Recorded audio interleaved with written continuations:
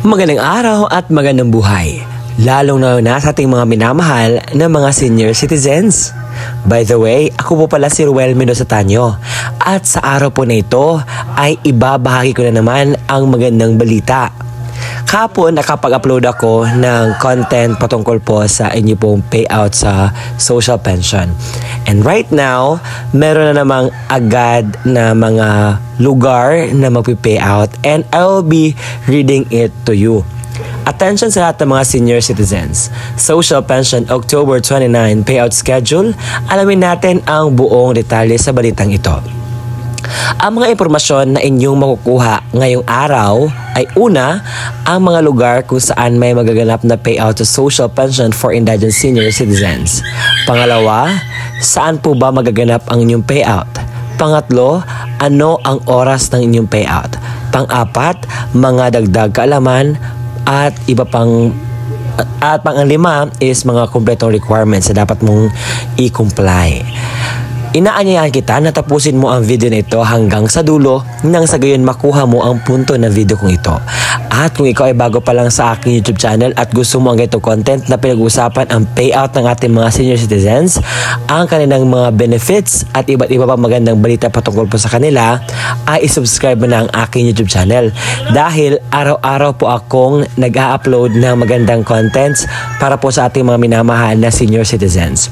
At makakaasa ka na lahat po ng aking ibinabalita ay lehitimo at o legit po. Hindi pa ako nag-upload ng mga hindi po legit.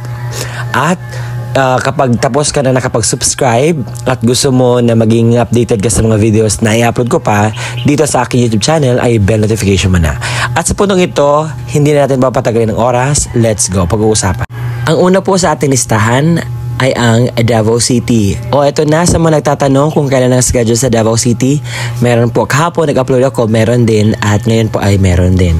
Sa Barangay San Antonio, meron po magaganap na payout sa October 29, 2025, alas 8:30, alas 8 hanggang alas 3 ng hapon. Ito po ay 4th quarter social pension payout. At ang lugar po kung saan kayo pupunta para po sa inyong payout ay sa San Antonio Gym sa Barangay Leon Garcia. Ang pangalawa po sa ating listahan ay ang Barangay Tomas Kabili. Dahil sa October 29, 2025, ang inyo pong payout ay sa inyo pong gymnasium magaganap at ang oras po ng inyong payout ay magsisimula po sa alas 9 po ng umaga. Ang kasunod po ay ang LGU ng Palapag sa October 29, 2025. Ito po ang mga barangay na magpi-payout. Sa morning, ang Barangay Natawo, Barangay Sumuroy, Barangay Osmeña, Barangay Tinampo, Barangay Maragano, Barangay Sangay. At sa hapon naman, ang BS Aquino, Barangay Talolora, Barangay Mabaras, Barangay Campedik at Barangay Munbon. Ang pangatlo po sa ating listahan ay ang probinsya ng Negros Oriental sa munisipalidad ng Himalalud. Sa October 29, 2025, meron po magaganap na payout sa Slim Covered Court sa alauna hanggang alas 4 po ng hapon ang inyo pong payout. May nagtanong sa akin kahapon patungkol daw sa Bayumbong na lugar. So ito na po ang kasagutan. Meron po magaganap na payout sa October 29, 2025 sa LGU ng Bayumbong alas 2 po ng umaga. Magsisimula ang inyo pong payout sa social pension for indigent senior citizens. Alam kong inaasam at ininday po ninyo ito. May payout din sa Calamige, Amulong, Cagayan Gymnasium sa October 29, 2025. Ang oras po ng inyong payout ay magsisimula sa alas 8 po ng umaga. Ngayon po ay dadako tayo sa lokal na gobyerno ng Lupe dahil meron po magaganap na payout sa social pension for indigent senior citizens sa October 29, 2025. At heto po ang kumpletong mga barangay na mag-payout. Sa Poblacion Covered Court, Lupi Town Plaza with cluster yung payout venue po sa Barangay Bangangan Senior na may 63 pensioners, Barangay San Isidro na may 26 pensioners, Barangay Barrera Senior na may 83 pensioners, Barangay Kaibigan na may 9 pensioners, Barangay Barrera Junior na may 30 pensioners, Barangay Tapi na may 75 pensioners, Barangay San Rafael Sur na may 45 pensioners. Barangay Kabutagan na may 88 pensioners. Barangay San Pedro na may 60 pensioners. Barangay Poblacion na may 246 pensioners. Barangay Bulawan Senior na may 154 pensioners. A total of 879 pensioners.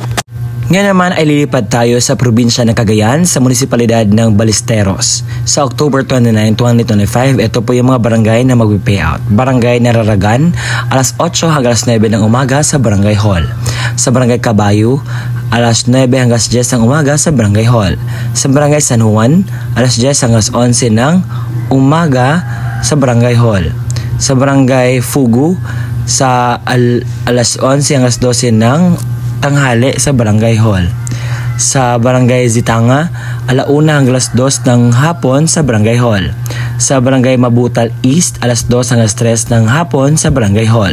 Sa Barangay Payagan East, alas 3 hanggang alas 4 ng hapon sa Barangay Hall. Sa Barangay Payagan West, alas 4 hanggang 5 ng hapon sa Barangay Hall.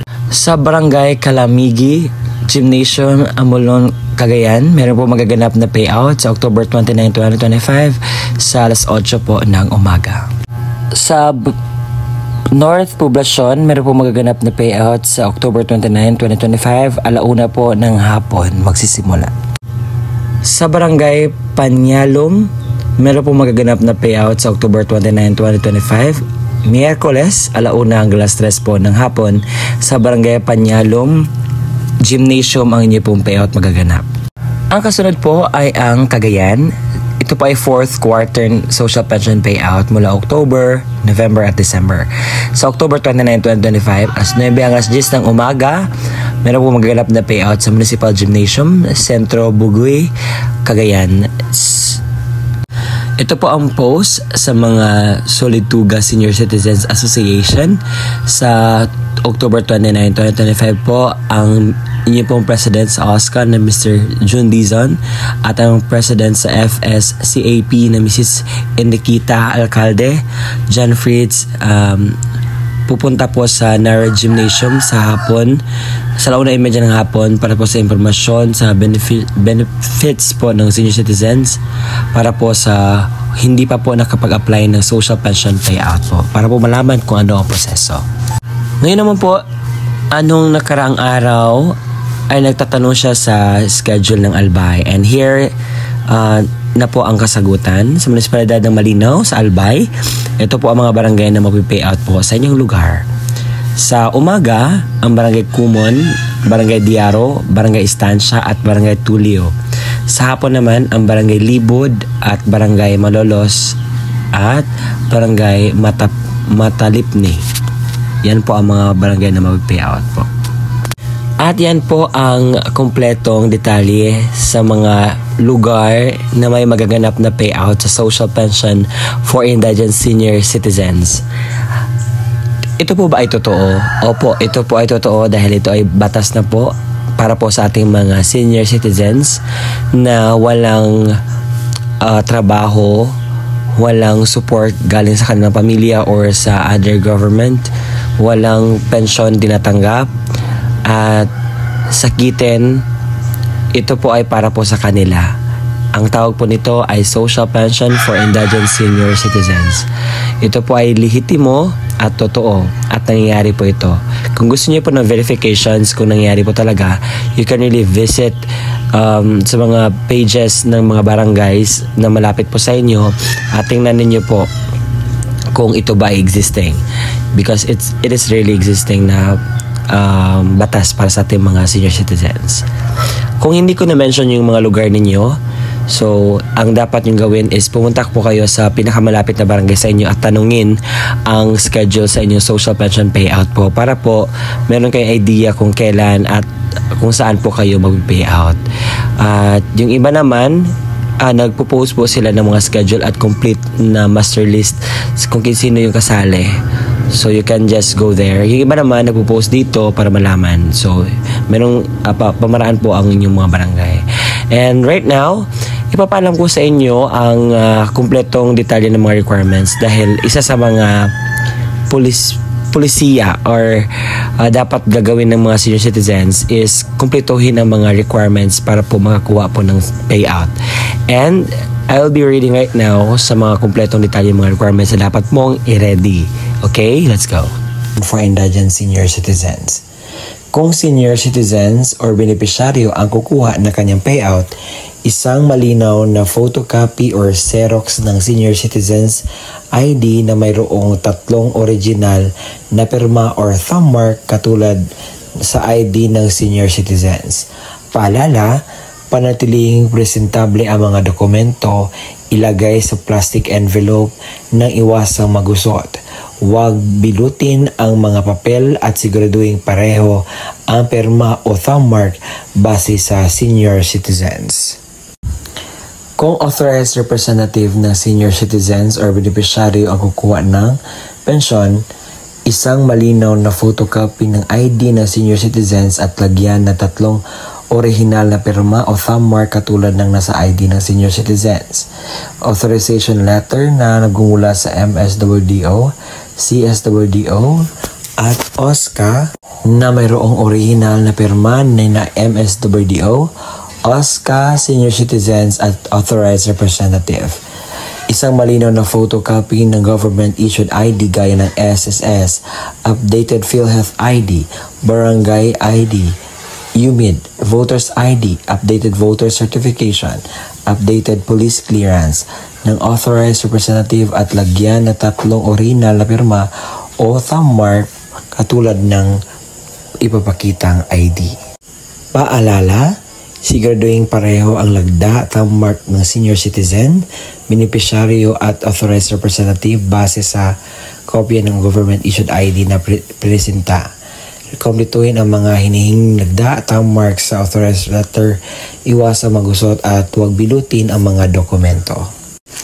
Kung namatay na ang beneficiaryo, isang malinaw na Xerox ng ID ng pensioners, warranty letter na nagmula sa MSWDO, CSWDO o OSCA na may pirma ng MSWDO, Xerox ng death certificate ng beneficiaryo na mayroong serial number, isang malinaw na photocopy ng government-issued ID gaya ng SSS, updated PhilHealth ID, updated Barangay ID, UMID Voters ID, updated voter certification, at updated police clearance ng authorized representative at lagyan na 3 original na pirma o thumb mark katulad ng pinapakitang ID.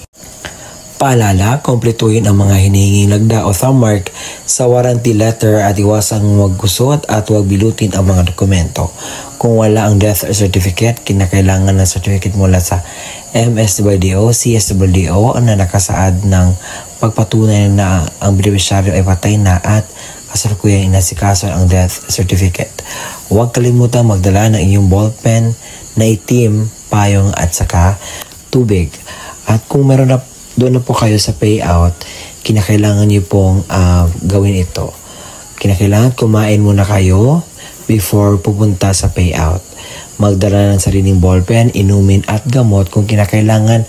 Baka pagdating po doon ay medyo mas ready tayo para maiwasan natin ang mga darating pang mga sakuna.